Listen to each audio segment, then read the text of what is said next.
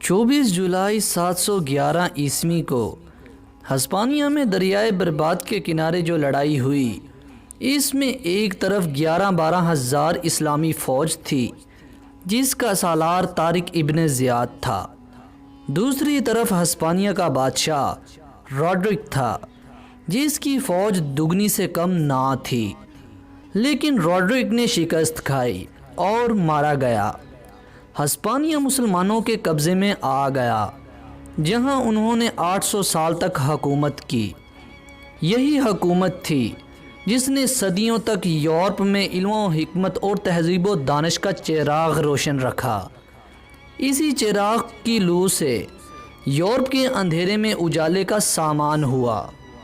مسلمان شمالی افریقہ پر قابض ہو چکے تھے اور ہسپانیہ ان کے سامنے تھا۔ وہاں ایک طرف تاج و تخت کے جھگڑے شروع تھے، دوسری طرف راڈرک کے ظلم و جور نے عوام کو پریشان کر رکھا تھا۔ وہ لوگ بار بار مسلمانوں سے امداد کی درخواستیں کر رہے تھے۔ آخر شمالی افریقہ کے حاکم نے طارق ابن زیاد کو 12,000 فوج دے کر ہسپانیہ پر حملہ کرنے کے لیے بھیجا۔ اس کے پاس صرف چند جہاز تھے۔ جب پوری سپاہ اس مقام پر اتر گئی جو بعد میں طارق کے نام پر جبل طارق مشہور ہوا، تو اس نے جہازوں کو جلوا دیا۔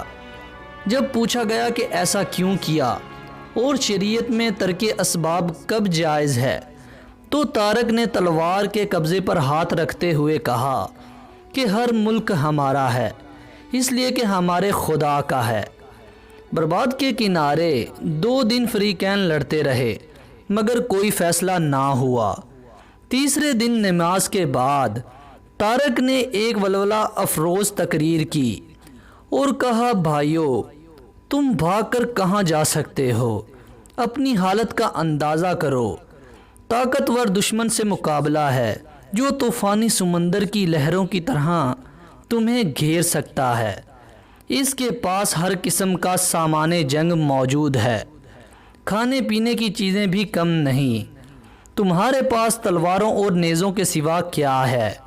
لیکن یقین رکھو کہ فتح ہماری ہے۔ یہ لوگ ہماری تلواروں کی کاٹ کے سامنے ٹھہر نہیں سکتے۔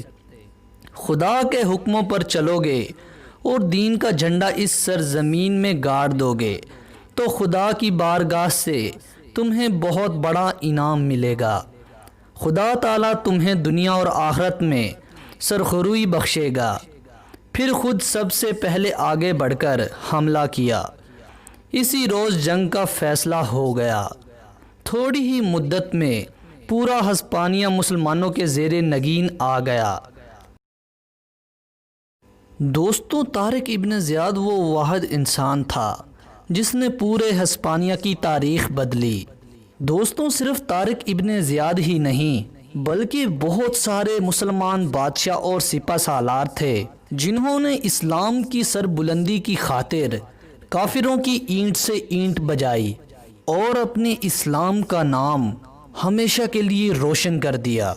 ہماری دعا ہے کہ اللہ پاک ان بڑے مجاہدین کو جنت الفردوس میں اعلیٰ مقام عطا فرمائے۔ آمین۔